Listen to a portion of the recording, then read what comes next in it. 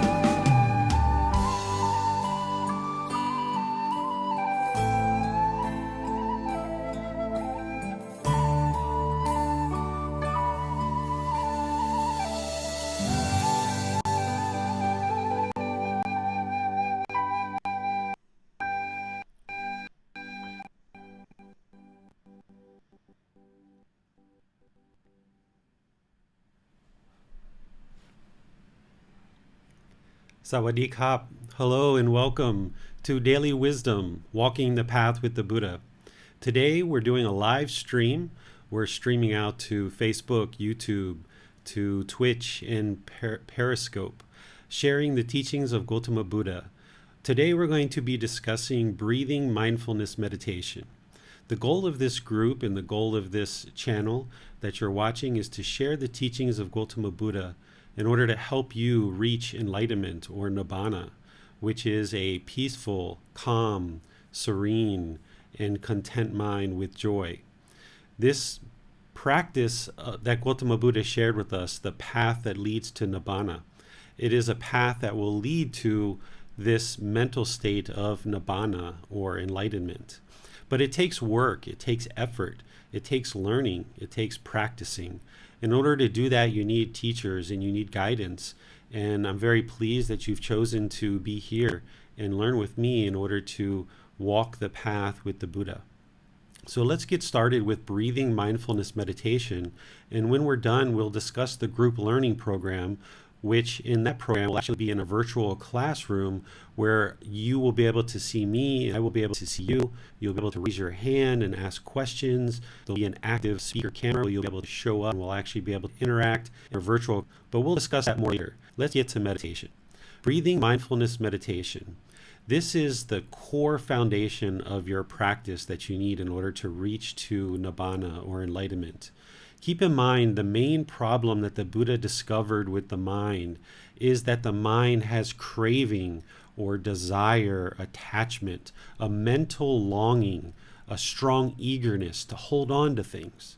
The mind naturally wants to hold on, and it just holds on and holds on and holds on. And because of this, we cause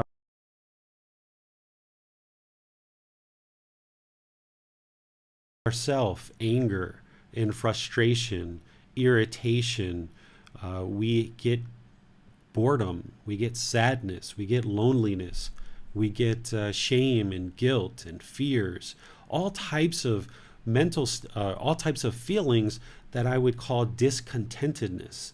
The Buddha used the word suffering. He used the word dukkha, where a lot of people translate that to mean suffering. However, I don't use the word suffering because I feel like it doesn't really fully illuminate what the Buddha was talking about. When the Buddha was talking about dukkha, he was talking about painful feelings. which are the sadness, the anger, frustration, the irritation, the guilt, the shame. Some people even say loneliness is in there as well. Then he talked about pleasant feelings, feelings of happiness, excitement, elation. And then he talked about feelings that are neither painful nor pleasant. I would describe this as boredom or shyness. Because being shy, it's not painful and it's not pleasant. It's neither painful nor pleasant. And because of this, the mind is discontent, essentially uncomfortable, displeased. And when the mind is holding on to attachments or craving or desires, the mind longs for permanence, and it has this strong eagerness to hold on to these things. And when the mind is displeased, then it has this discontent emotions. Well, the Buddha didn't say suffering because suffering only describes the painful feelings. It doesn't describe the pleasant feelings or the feelings that are neither painful nor pleasant. If I was shy, I wouldn't say I was suffering. Or if I was happy or if I was excited, I wouldn't say I was suffering. Or even if I was bored, I wouldn't say I was suffering. But the mind is discontent. So discontentedness is painful feelings, pleasant feelings, and feelings that are neither painful nor pleasant. Now, many of us in life, we think that the goal in life is to be happy. And everybody's craving happiness and everybody wants to be happy. Well, happiness is impermanent. It doesn't last permanently. And when the mind is not happy, it then moves to sadness or boredom or loneliness or guilt or anger or frustration. And the mind just bounces around in all these impermanent mental states. The goal is to bring the mind to the middle where it's permanently peaceful, permanently calm, permanently serene, and permanently content with joy. And in order to do that, if we dwell in the happiness or we dwell in the excitement or the elation, the mind is going to be discontent. It's not suffering. I wouldn't use that word. I would say it was discontent. And when the mind is sad or angry or frustrated or annoyed or guilty or feeling shame, the mind is discontent. And when the mind is bored or uncomfortable, the mind is discontent. So the Buddha used the word dukkha, and many people in the Buddhist community use the word suffering. However, the goal is to eliminate the discontent mind, which includes painful feelings, pleasant feelings, and feelings that are neither painful nor pleasant. Now, the way that we predominantly work to eliminate this discontent mind is through meditation. However, there's a whole range of teachings that need to be learned and understood so that you can practice those teachings and you can observe the truth for yourself. This is how you acquire wisdom. Through acquiring wisdom, you will be able to see that the teachings are truth, and therefore you will independently have observed the truth, which means you will have new wisdom. It's this new wisdom that will then liberate the mind. It will improve the condition of the mind. It will bring more peace and more calm to the mind because you know the truth and you're eliminating craving predominantly, but also hatred and also delusion or ignorance or the unknowing of true reality.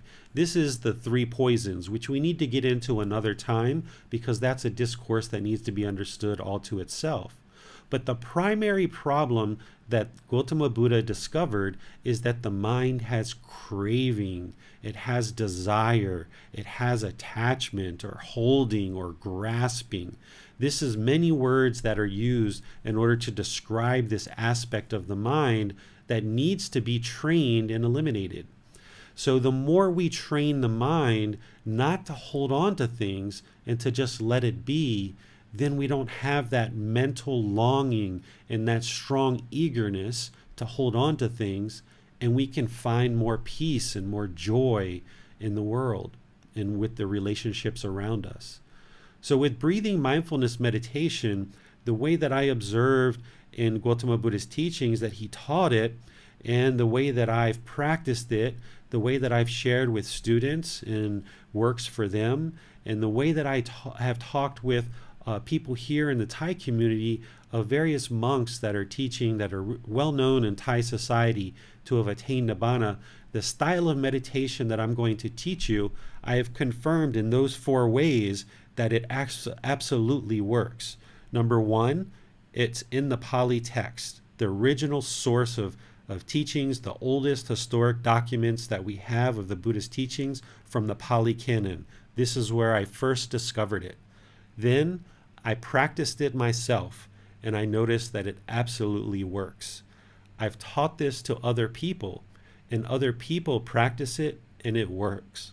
And then in conversation with Thai people who have learned from various monks here in Thailand who are well known to have attained Nibbana, when they ask me about what type of meditation I teach and I share that with them, they say, that's the same style that I learned from this monk or this monk who is really well known to have attained Nibbana. So what I'm going to teach you will work. Now, will it work on the very first session? You may get a little bit of benefit if this is your first time meditating, or you may get, a couple of minutes of benefit. But at least it will give you just a little bit of glimpse that you can actually train the mind to attain Nibbana and get to that peacefulness. That's the truth. When we do meditation and you observe the truth in that meditation that you can attain a peaceful and calm mind through meditation, then it's just a matter of practicing that consistently over a period of time, many months and many years, to improve the condition of the mind, along with learning the teachings, that the mind will then become more peaceful, more calm, more serene, more content with joy. So today when you do meditation, if you get a few seconds or a few minutes of peacefulness, just allow that to be evidence to you and let it be truth that you can attain this peaceful mental state. It's a matter of meditating on a consistent basis. It's a matter of learning more of the teachings and applying more of the teachings in daily life. And the more that you do this, that time that you experience of peacefulness in meditation and outside of meditation in daily life will just expand and expand and expand. The mind, though, is very much like a wild elephant. This wild elephant is out in the jungle, it's rooting up trees, it's digging holes, it's knocking things over. It is a wild elephant. It doesn't want to be trained. The mind doesn't want to be trained. When it's time to meditate, the mind is going to find all kinds of excuses and reasons why you shouldn't be meditating. It's going to want to go outside. It's going to want to go play on the computer. It's going to want to go chat to friends on Facebook. It's going to want to do everything except meditate. So the mind often will either fight you or it's going to run from you. So you need to develop the discipline to sit down or stand or lay or do walking meditation, the 4 different positions that the Buddha taught us. You need to have the discipline to do that on a daily basis. Now, the ordained practitioners, they already have a very well-refined discipline that's built into being ordained and living at a temple. They still have to take the effort to do it, but at least they have some structure around them. In the lay life, we have many things that we need to attend to, and therefore we don't typically have the same discipline as an ordained practitioner. However, we can still attain Nibbana as an arahant, the highest stage of enlightenment in the lay life. It's just that we need to apply our own discipline. We need to come up with our own discipline. And this is part of the reason why I'm going to be hosting this live group training every Sunday at 9 p.m. Thai time to give you a regular weekly Dhamma talk, regular weekly contact where you can ask questions, you can receive guidance, and slowly and gradually you can work towards attaining enlightenment. Now, a lot of people think that enlightenment happens in the snap of a finger. After all, we do call it enlightenment. And a lot of people think that it's just a light switch. And some people will even tell you that the Buddha sat down under a Bodhi tree and crossed his legs, and then boom, he reached enlightenment. This is not what he shared in his teachings. In the Pali text, he talks repeatedly about how Nibbana is a gradual process of training the mind, gradually training the mind closer and closer to Nibbana. So that's what you need to do, is develop a regular, consistent, daily practice of meditating, of learning the teachings, applying the teachings in daily life. And if you skip a day or you accidentally forget to do meditation on a particular day, don't beat yourself up about it. Don't feel guilty about it. Meditation is like a bucket, and it's an empty bucket unless you've been meditating for a really long time. And even if you've been meditating for a really long time, you probably haven't meditated in the way that I'm going to teach you today. So you have this empty bucket. Each time you meditate, you're putting water into this bucket, a scoop of water, and filling up this bucket. This bucket becomes fuller and fuller and fuller. And as things happen in daily life, this bucket of water, the water starts to evaporate. But no big deal, because you can put scoops of water back into the bucket. And over time, after you're doing this for more and more time, the water in the bucket eventually overflows more and more and more until you eventually get to enlightenment or Nibbana, where the mind is just completely peaceful, calm, serene, content with joy. It doesn't matter what happens to you, the water isn't going to evaporate, because you've done such a good job at developing your practice, at understanding the teachings, at meditating, that your bucket is always overflowing with water and nothing in the world bothers you, because you're no longer thirsty, right? When the bucket is empty, the mind is thirsty. It's craving, it has desire, it has attachment, it's longing with a strong eagerness. It wants that water, but it can't get what it needs. It's not pleased. So we lash out in anger or frustration or guilt or boredom or sadness, or we're bored or lonely, we're shy. The mind is just thirsty. So what we've got to do in meditation and through learning these teachings and applying them in daily life is we need to feed the mind the water that it needs in order to be calm and peaceful and content. So let's do that. So wherever you are right now, take a position probably seated. You should be sitting on the floor if you like, or sitting in a chair. If you're laying in a bed, that's fine. You should be somewhere that you're comfortable, but not luxurious. Because if the mind is comfortable, where you're just laying back in the chair or on the bed and with lots of plush things around you, then the mind has a tendency to become inactive. It's too comfortable. It's not attentive. You need the mind in meditation to be attentive, right? You need it to be alert so you can train it, okay? So be sure you're in a comfortable position, but not luxurious. The lower body should be comfortable. If you ever feel pain in the lower body, whether you're sitting or standing or laying, whatever it is, you should adjust your position. There's no awards given for somebody who experiences pain and more pain throughout the meditation and they just grin and bear it. There's no reward for that. That's not going to lead to things that's going to be beneficial. In fact, the pain is telling you something's wrong in the body. It's telling you your knee hurts. It's uncomfortable. It's telling you your hips hurt. So you should take another position to make sure you're comfortable. Don't just bear the pain, because then the mind is only going to be experiencing pain, pain, pain, pain. We can't train it to do what it is that we need to do in meditation. In meditation, we're training the mind. You know, some people say, I'm going to go walk the dog and meditate, or I'm going to go for a jog and meditate. You're going for a jog. or you're walking the dog.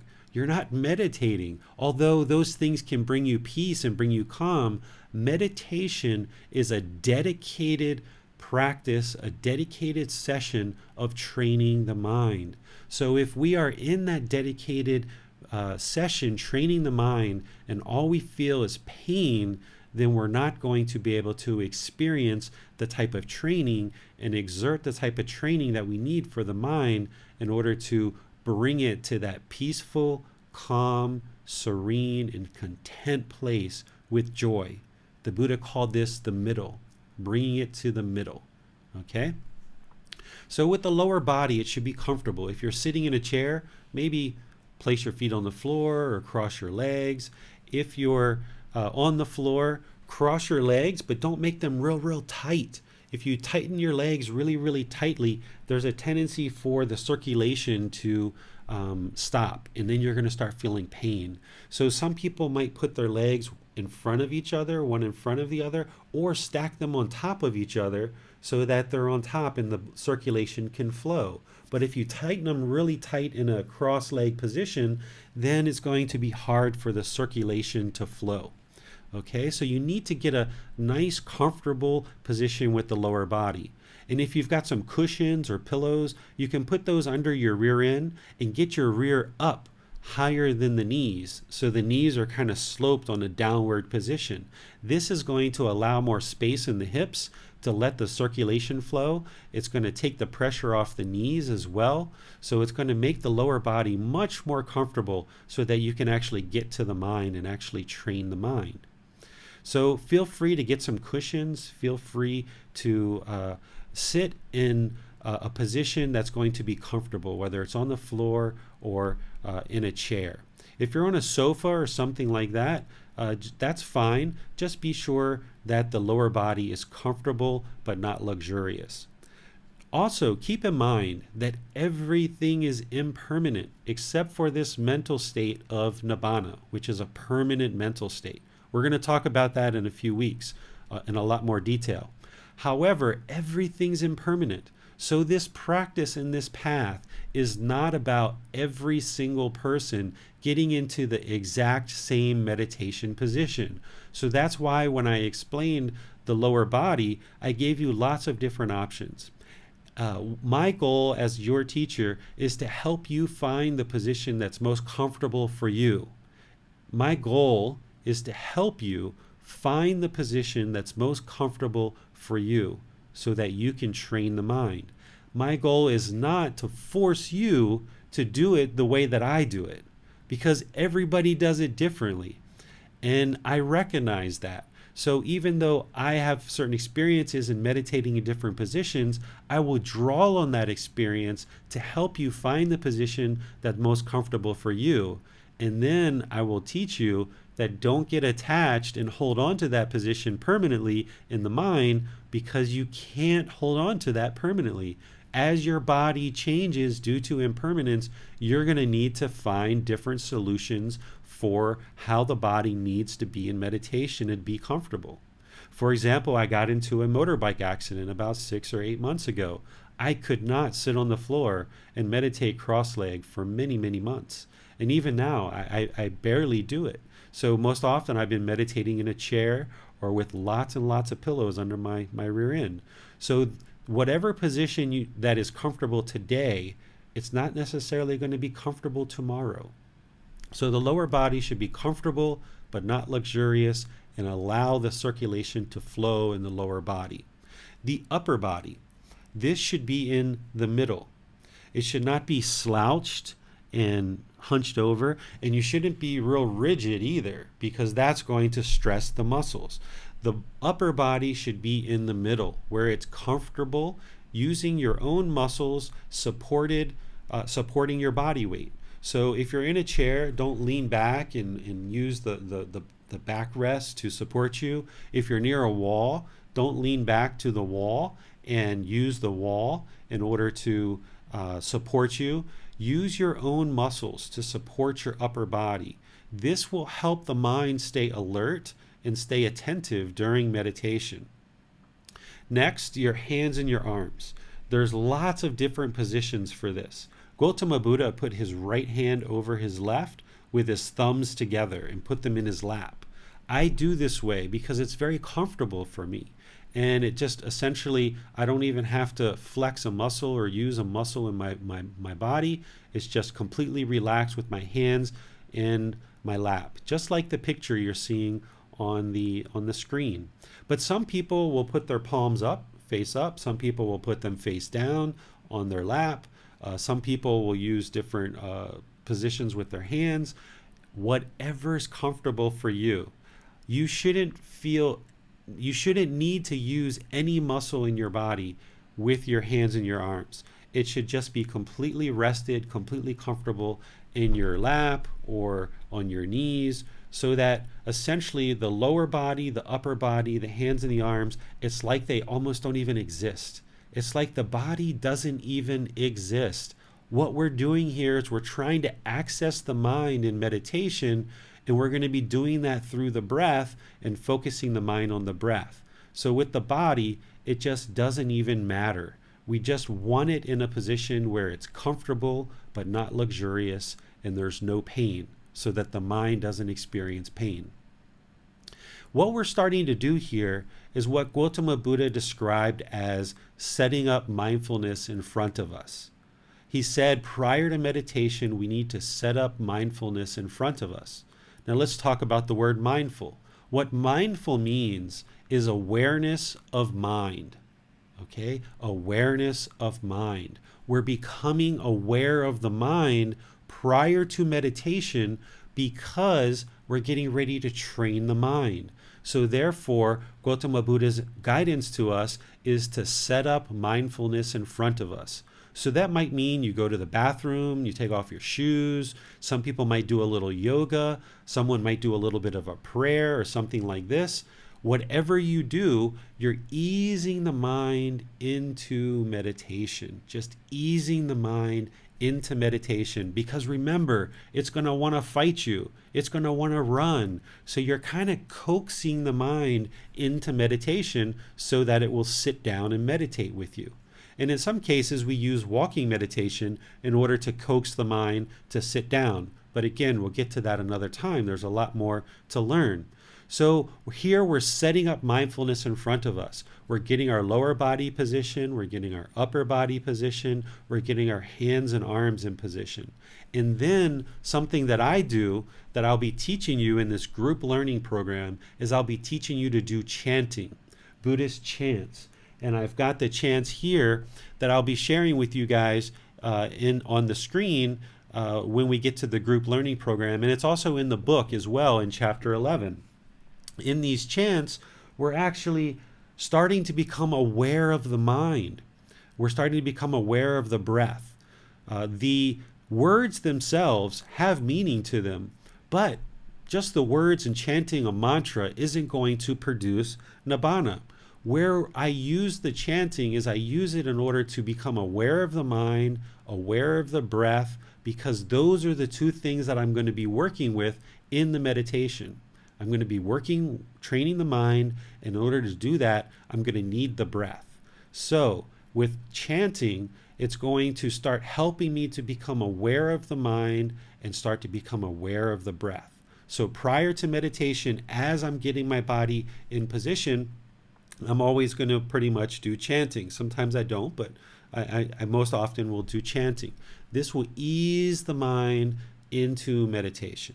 And if you don't have a chanting practice at this point, that's fine. And if you don't ever want to have a chanting practice at any point, that's fine too. You don't need chanting in order to attain Nibbana.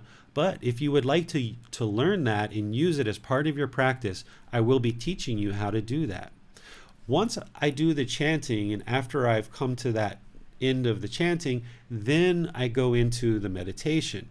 What you're going to do with your eyes closed is you're going to focus on the breath, breathing in through the nose and out through the nose. A nice, natural, steady, consistent breath. You want to focus the mind on the breath. The breath is the present moment. Now, the mind during meditation is going to want to go to the past, or it's going to want to go to the future, or it's going to want to have all these thoughts and ideas and these perceptions. All these things are going to come to the mind and try to drag you in a different direction other than the middle. The mind is going to be that wild elephant trying to go root up the trees, dig up the holes, doing all these various things, right? Some people call this the monkey mind.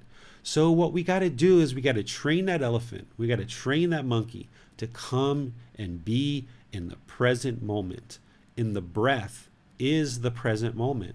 And that's why we focus on the breath during meditation, to train the mind to come into the present moment. When the mind wanders and it wants to go to the past, or it goes into the future, or thoughts or ideas or perceptions come into the mind, what you're going to do is let it go.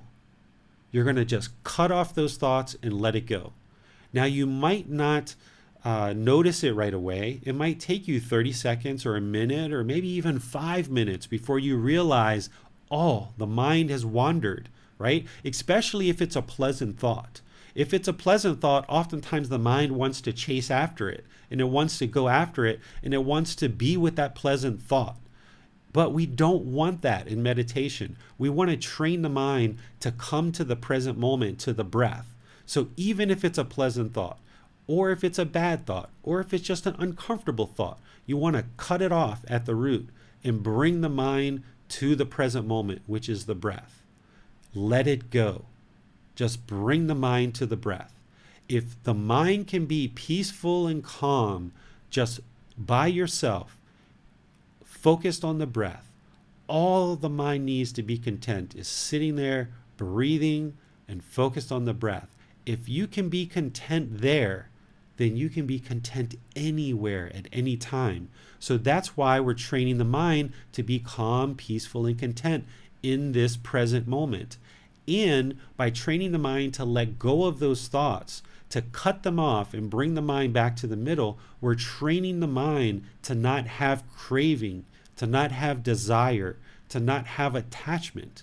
So as the mind goes into all these different thoughts, and you get very good at cutting off the thoughts and bringing the mind to the present moment, you do this through multiple meditation sessions, and then it becomes beneficial to you, because now your bucket of water is getting higher and higher and higher. You're training that mind more and more and more. So now when you're in the public space, or you're on the telephone, or you see something on Facebook and it's displeasing to the mind, and you feel the frustration and you feel the anger rising, you can cut it off. You can cut off that feeling and bring the mind to the middle. Right now, you might not be able to do that because the mind isn't fully trained. So as you do this meditation and you train the mind in this way to cut off thoughts and bring the mind to the present moment, then it becomes beneficial, because as you feel frustration rise, as the boredom rises, as the loneliness or the guilt or the shame or the sadness or the anger, you now can control the mind because you've done training. But you can't control the mind if you haven't done the training. But if you've done the training on a consistent, regular basis, then you can control the mind. And as the anger or frustration arises, you can cut it off, notice that it's impermanent, and bring the mind to the middle.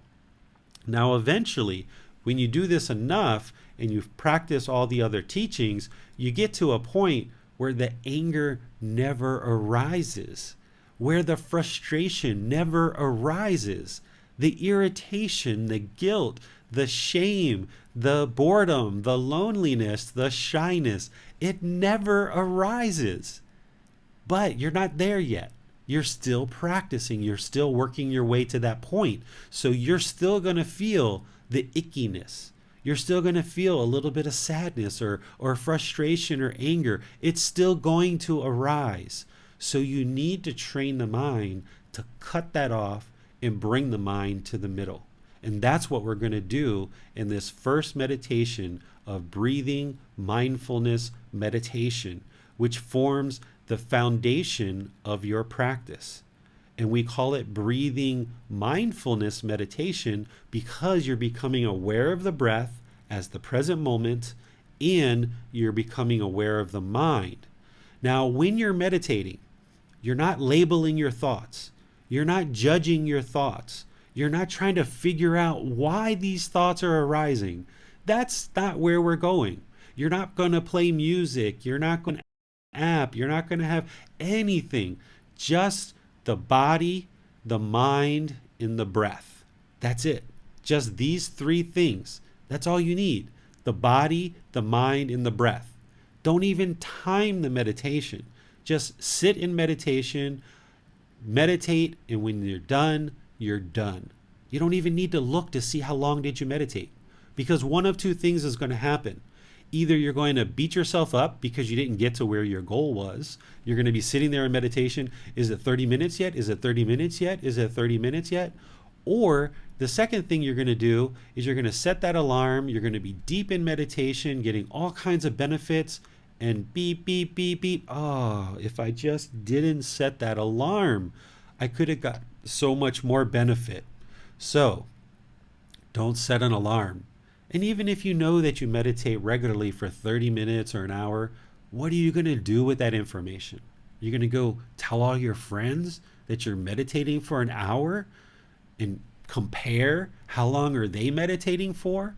Is it an ego thing that we're supposed to compare with each other how long we're meditating, and whoever's meditating longest is better or more holy? No, that's not what this practice is about. This practice is about eliminating the ego. Eliminating the ego. That's part of the practice. So I have no use for knowing how long did I meditate for. I have no use for that information. What I care about is that I'm getting results in my meditation. I've meditated sometimes for 5 or 10 minutes and gotten results. I've meditated sometimes for 45 minutes and not gotten results. So the amount of time we meditate is irrelevant. It serves no purpose. So why even keep track of it? So don't even worry about the time. Don't even consider the time. Don't even use an alarm. Just do your meditation, and when you're done, and you come out of meditation feeling better, more peaceful, more calm, more serene, and more content. Okay? So as we meditate here today, I'm only going to do just a short little meditation in order to help you see how to meditate and get you into meditation, and then we'll come right back out of meditation so that you can just get a use of seeing how meditation works. Now, once we get going in the group learning program, you'll be in a virtual classroom, and when we're done meditating, or as you're meditating during your week, you'll be able to come into the classroom and ask questions and get guidance on your meditation. Today and next Sunday, we're doing this live stream where there's no interaction between you or I. But when you sign up for the group learning program, you'll be able to interact and ask questions in order to get help, not only with your meditation, but with all the other teachings that you're learning as well. So let's just do a little bit of meditation just to help you get rooted into meditation, help you see a little bit about what I'm talking about. I'll do a chant. I'll do a little bit of guidance during the meditation to help you get rooted into the meditation. And then we'll just sit there for a few minutes, and then we'll come right back out of meditation. And typically I would do chanting at the end of the meditation to ease the mind back out, but I won't do that today. I'll just do the chanting on the way into the meditation. Then when we come out of the meditation, I'm going to share with you details on the group learning program and what we're going to be doing so that you can get registered and get prepared for every Sunday at this time in order to set aside some time to learn the teachings and go through Gotama Buddha's teachings and help improve the quality of your mind so that you can start improving the quality of your life. Okay, so go ahead and take your meditation position. I'm sitting in a chair, so I'll just sit here in a chair. You sit on the floor or in a chair or wherever you need to do. And just get your lower body comfortable. Just start to settle in. Remember, you don't want your legs real tight. Just keep them in a comfortable position where the circulation is flowing. And then put your upper body in a nice comfortable position, not slouched and not real rigid, in the middle. Then take your hands and your arms and put them somewhere comfortable. If right over left feels comfortable with the thumbs together in your lap, then do that. If you prefer to have your hands face down on your knees or in your lap, whatever is comfortable for you. So just get comfortable sitting in a position with your upper body supported with your own muscles. Close your eyes and breathe in through the nose and out through the nose. Nice, natural breath. In through the nose and out through the nose. You don't want to control the breath, and you don't want to force the breath. You just want to observe it and bring the mind to the breath. That's the present moment. The mind can be there peacefully, calmly, and content. I'm going to do some chanting to ease us into meditation, give you a preview of what you could potentially learn if you like, and then after the chanting, I'm going to give some guidance to help you further your meditation practice.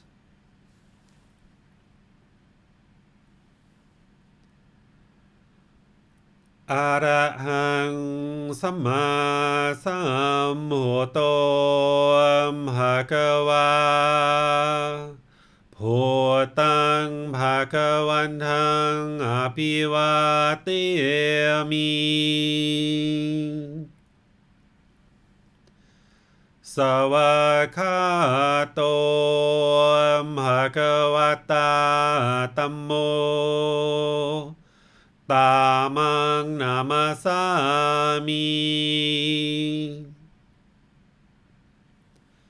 Supatipano Bhagavato Savaka Sangho Sanghang Namami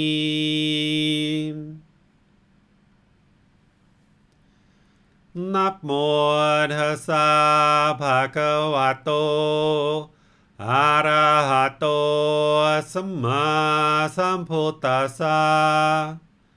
Namo tassa bhagavato arahato samma sambuddhassa. Namo tassa bhagavato arahato samma sambuddhassa. Iti piso bhagava arahang samma sambuddho vicacaranang sampuno Sakato roka vitu anutero purisa tamasati satatawa manusanang bhuto bhagavati.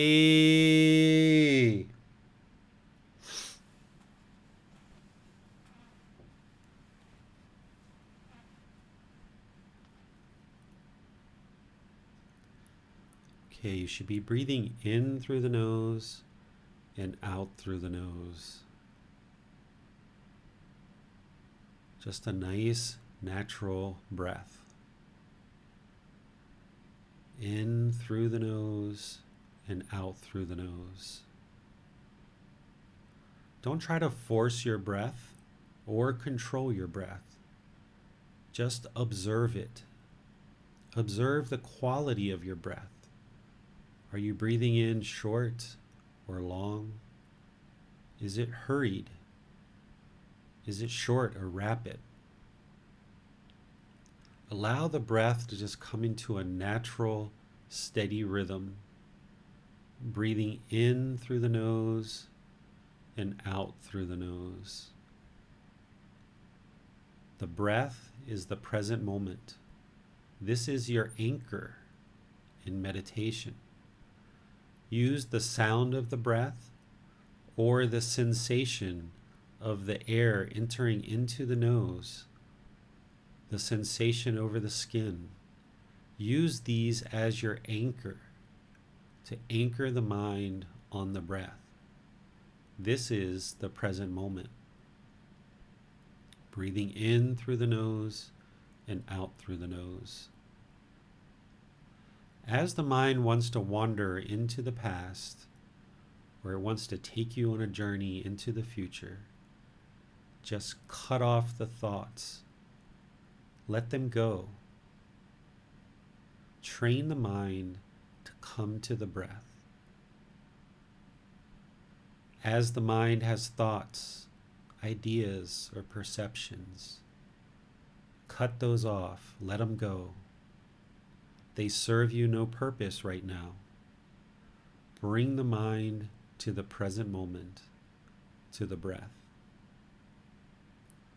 The mind can reside peaceful, calm, serene, and content with joy when it's in the present moment. When it's dwelling in the past, worrying of the future, when it's having so many rapid thoughts, it can't be peaceful. So bring the mind to the present moment, to the breath. Just sit with the breath, breathing in through the nose and out through the nose. I'm going to be quiet now. I'm just going to let you sit with the breath and practice focusing on the breath, cutting off the thoughts as you see that you're having them. Let them go. You have nowhere to go. You have nothing to do. You have nowhere that you need to be. All the thoughts are impermanent. All the sounds are impermanent. You can train the mind and control the mind to sit with the breath, the present moment.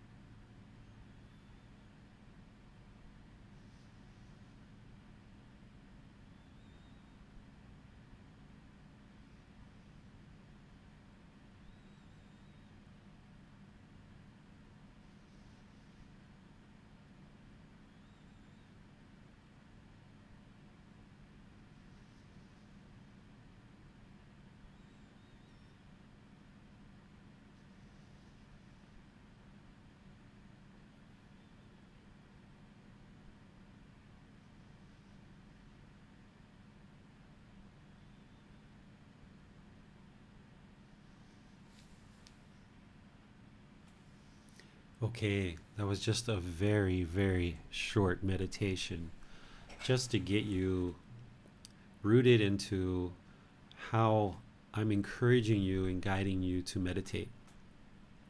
Now, if you're currently meditating with music or apps or these things, okay, that's great. It got you this far. It got you to where you are today. But what I would like you to do for this group learning program is to practice what I'm teaching you. Set aside all those other things for now. try to develop a practice in the way in which I'm sharing with you. And if you can develop this practice and you see results, then that means it's working for you. And you'll know that it's from this practice that you've developed. Where if you continue to do what you're currently doing and some more things that I'm teaching you, then okay, then that's at least a half a step. But if you can work to eliminate those things that you may be doing now with music or certain mantras or apps or anything that you're using that is external stuff, gongs, sound baths, if you want to do those things occasionally, that's fine. But what I would like you to do is build up a practice where 80 to 90% of your practice is just like this: breathing, mindfulness, meditation. There's only 3 things you should need: the body, the mind, and the breath. You have these 3 things with you always until you get to death and the body breaks up from the mind. So that means if you're in the mountains on a mountain hike in Chiang Mai, you can do meditation. If you're in France or Italy or South America or Africa, America, Canada, the UK, Australia, Japan, it doesn't matter where you are in the world, whether you're at home, in a hospital, in a hotel, in a city park, if you develop a meditation practice of just the body, the mind, and the breath, you can meditate anywhere, anytime, without any attachments. Don't even get attached to my voice. Don't even get attached to me guiding you in meditation. I know it's very popular to have guided meditation nowadays, but don't even get attached to that, because all of those things are impermanent. If you get the mind fixed to only meditating with a certain app, that app's going to be gone someday. If you get the mind fixed to meditating to a certain music track, that's going to be gone someday. If you get the body comfortable with only meditating in one place, with one mat, with one temperature, with one lighting, with one thing, then someday those things are going to all be gone and you can't meditate because you haven't developed a practice that just relies on the body, the mind, and the breath. So work to develop this practice. Meditate daily, at least once a day, if not twice a day. And if you can get 3 times a day, go for it. That's what the Buddha did, 3 times a day. Usually morning or evening, or morning and evening works really great because people in the morning are just waking up. There's not really many demands on you and your stomach's empty. In the evening, same thing. The stomach's empty and everybody's kind of calming down and the phone stops ringing. So those are 2 spaces that you can carve out for yourself and start to develop meditation in one of those places, if not both places. If you do it in the morning, you'll notice that it sets up your day really nice. And if you do it in the evening, it's really nice because it helps to bring you down and help you ease into sleep so you wake up the next morning more refreshed. And then you do your meditation and that carries you through the day. If you do a meditation in the middle of the day, that's great as well. So there's no limit to the number of times, and there's no limit to just only doing it once or twice or 3 times or 5 times. Right now, the bucket may be fairly empty, or maybe it's half full. Whatever it is, just keep adding water, whether it's once a day, twice a day, or 3 times a day. Develop this practice, and you will be so pleased that you did. Okay? So, if we were in the virtual classroom, which we will be in 2 weeks, you'll be able to ask me questions as we go through the group learning program. But today we're doing a live stream, so therefore I'm just going to move on to the next topic and share with you the next thing that I have to discuss with you, and that is the group learning program. I want to share with you what the group learning program is, because we've been doing a group learning program in the Facebook group Daily Wisdom, Walking the Path with the Buddha for about 5 months now. And what this program has consisted of so far is me sending out videos, me sending out posts daily, and quizzes for you to focus on and kind of learn at your own pace. Well, now what we're going to be adding to that is a weekly interactive class where we can gather online in a virtual classroom and I can share the teachings in a Dhamma talk with you. We're going to walk through each chapter of the book, Developing a Life Practice, the path that leads to Nibbana. We're going to be walking through each chapter of this book week by week, and I'm going to be sharing the teachings and bringing those to life. So, if you're watching the videos that I've produced online, which you can if you like to learn that way, if you're reading the book, if you're coming to the class weekly and learning directly and asking questions with me, if you're meditating, and if you're taking the quizzes, then what you're going to notice is that the mind is going to gradually awaken more and more and more. So we're going to do this using the live interactive online classes. We're going to be using Zoom for this, and you should be checking your email, because if you've signed up, or if you do sign up today, you're going to be getting the passwords and the codes to be able to log into the virtual classroom. We're still going to be streaming this every week to all the different social media platforms throughout the world. However, in those social media platforms, you're not going to be able to ask questions. So you really want to get into the virtual classroom where you'll be able to ask questions. In that virtual classroom, I'm going to be doing Dhamma talks where I'm going to be teaching you from this book. And some people may choose to read it before class, or some people might choose to read it after class. It's whatever works best for you. So I'm going to be doing Dhamma talks, and I'm going to be helping you learn meditation and guide you in your meditation practice. And then we'll also be learning chanting at certain times as well, so that if you would like to add this to your practice and use chanting, see how it can benefit you, then you'll have chanting as well. And then, of course, there's ongoing support all through the week, all through the years, all through long into the future on the online community and Facebook, where there's ongoing support. So this is kind of like a 5-pronged approach. The interactive classroom, where we're going to be doing Dhamma talks, interactive meditation instruction, Pali chanting, ongoing support. There's video, there's discussion online, there's quizzes. All of these things are available to you. You just have to find some time to be able to focus. And if you look at things in your life, there's potentially things that you can cut out, right? How much are you spending time on social media? Well, if you're going to spend time on social media, might as well make it something beneficial like this. So go into YouTube channel, go into our Facebook group, get into the virtual classroom, use the internet to benefit you and improve the condition and quality of the mind through training the mind.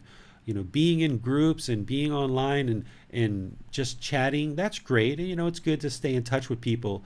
But here's a way that you can use social media. You can be on social media and it can be beneficial for you.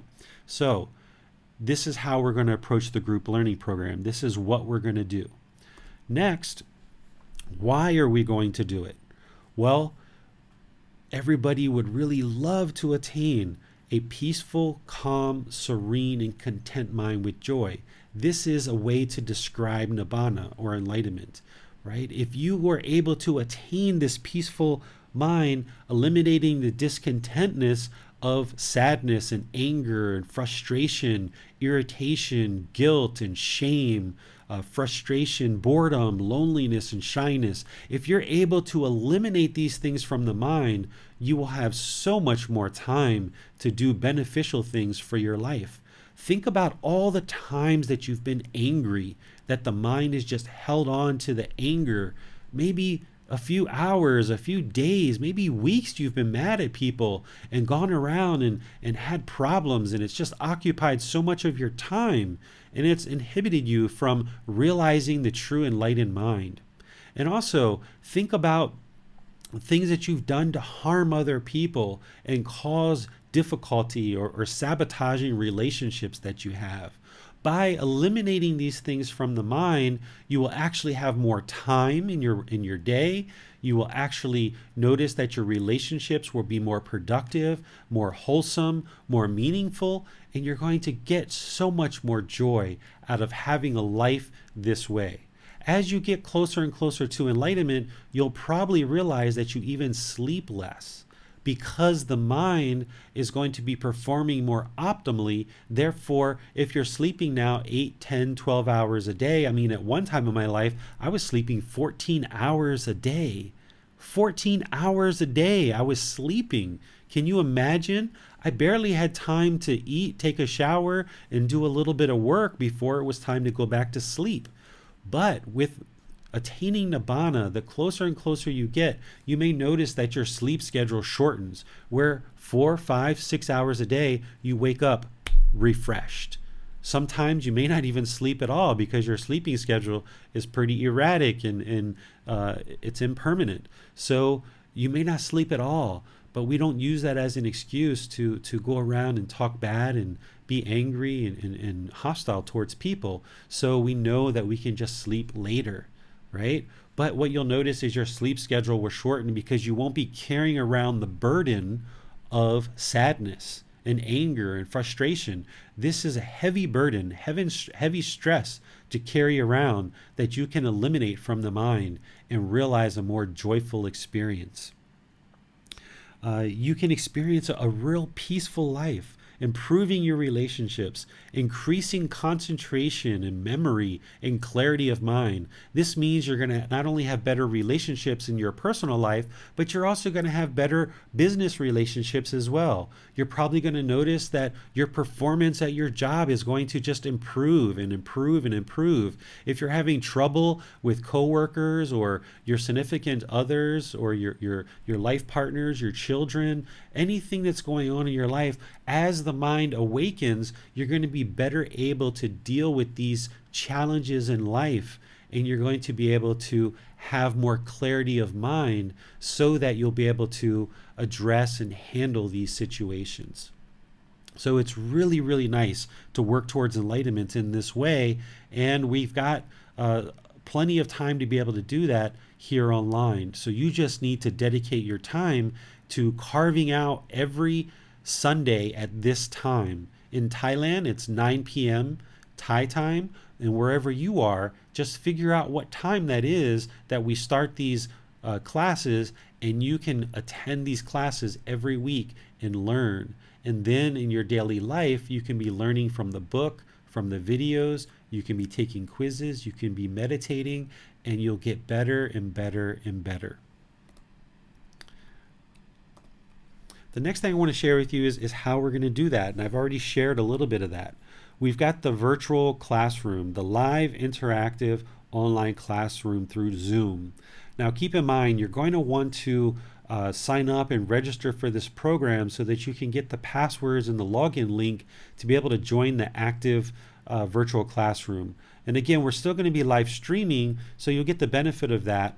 And if you're watching this after the live stream and if for some reason your time zone doesn't work out, then you can always still come and watch this later, because it's going to be posted in all the different live streaming social media areas. So if you miss a class, it's okay. I'm not going to be taking attendance. I understand that there's impermanence, and you're going to have sick relatives. You're going to have a dog that needs to go to the vet. You're going to have children that have certain things that are going on at this time occasionally. But if you just make a regular pattern of showing up to these classes, then you're going to get the benefit of that.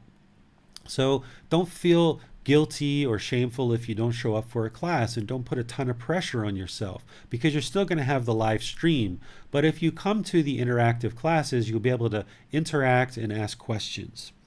And you'll be able to do these other things like watching the videos, reading the books, taking the quizzes, and meditating. The beauty in this practice is that it's independently verifiable. The truth is in the teachings that Gotama Buddha understood the truth, and I understand the truth as well. But that doesn't help you. It only helps you because you're receiving guidance and you're able to be guided towards enlightenment. But in order for you to attain this mental state, you need to independently observe the teachings in practice to see that they work and that it's truth.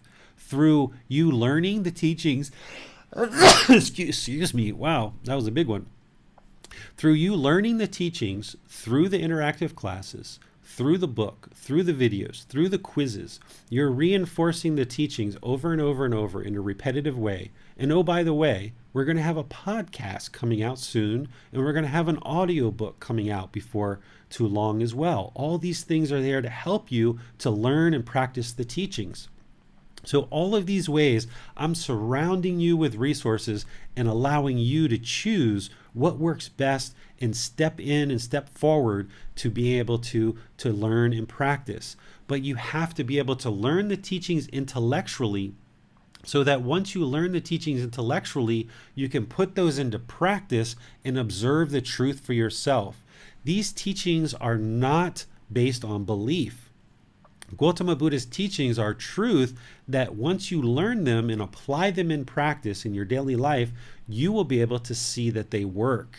And when you see that they work, you will have wisdom, and this wisdom will slowly, gradually liberate the mind to becoming more peaceful, more calm, and more content.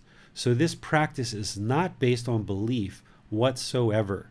These teachings are independently verifiable where you will be able to observe the truth. And you have to do that. I can't give you Nibbana. Gotama Buddha can't give you Nibbana. God, if you believe in God, can't give you Nibbana. Nobody can give it to you. You have to work towards it by dedication, by commitment, by pursuing it yourself. Keep in mind, Gotama Buddha didn't awaken from his unenlightened state to be enlightened and said, I've discovered a new religion. He didn't say that. He said, I discovered a better way of life. These teachings are a better way of life when you learn them and you practice them.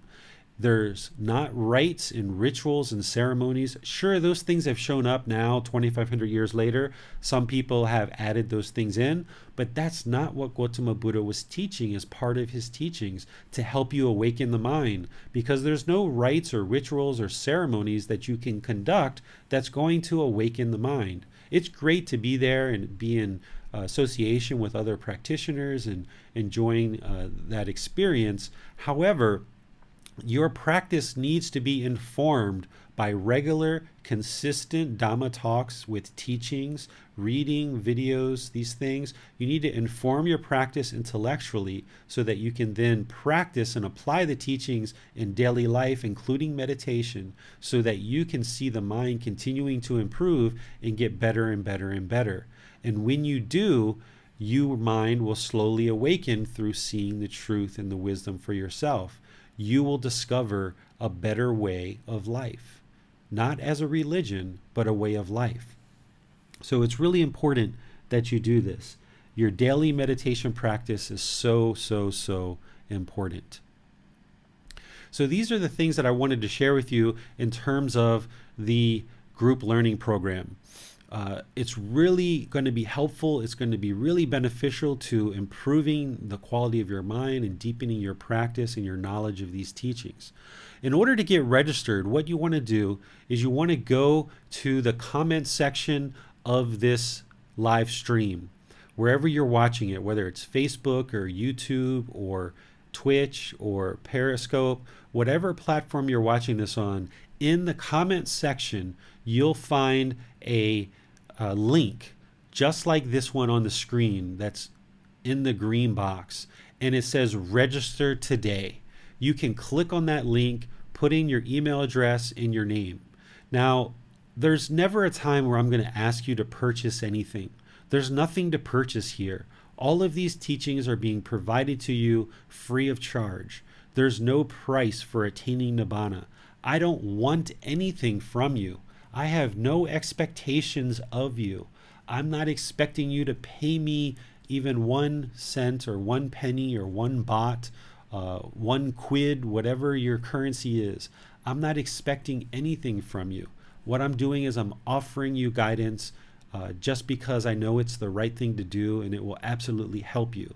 But what you're going to need to do in order to stay in contact so that you're getting the password, you're getting the certain announcements that I might send maybe once a week, is you need to click on this link and you need to put in your email and your password, and that's going to help us stay in touch, where I can now send you the password in the link for logging into the virtual classroom.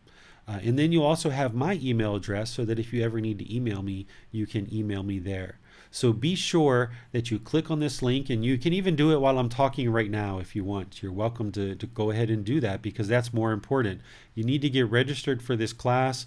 It's going to be very, very important for you.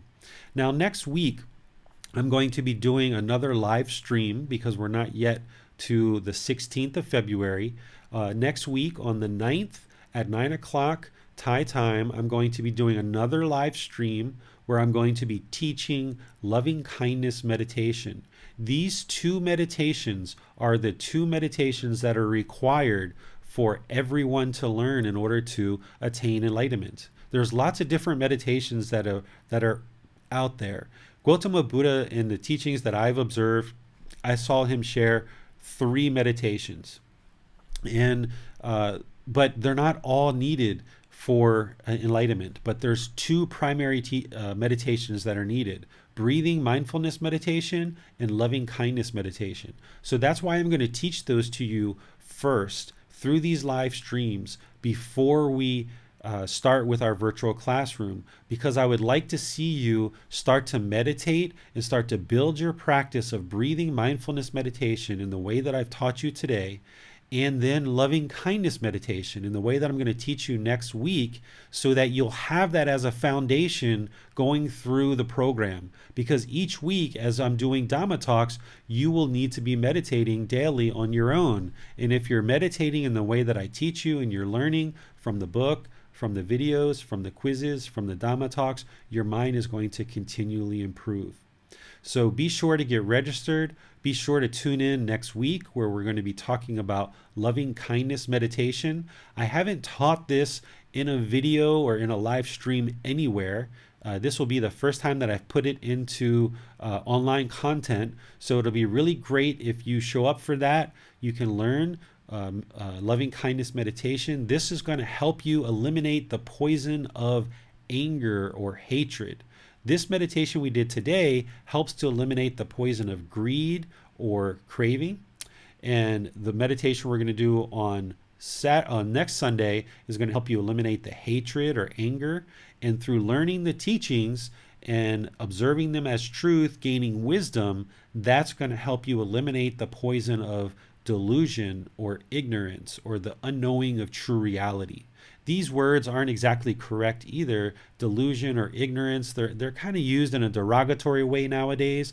So I like to use the word unknowing of true reality, or the phrase, because the Buddha, as an enlightened being, would never have talked down to somebody and calling them ignorant, right? We use that word in a derogatory way. If you call someone ignorant, it's a very kind of rude thing to say, and a fully, perfectly enlightened Buddha wouldn't call somebody ignorant or stupid. So I know that Gotama Buddha didn't use the word ignorant, but I'm putting it in the text and I'm putting it in the teachings so that you guys can relate it to kind of what other teachers are talking about. But really, the true thing that we're working towards here with the 3 poisons is unknowing of true reality. So I really want to thank you for joining this live stream.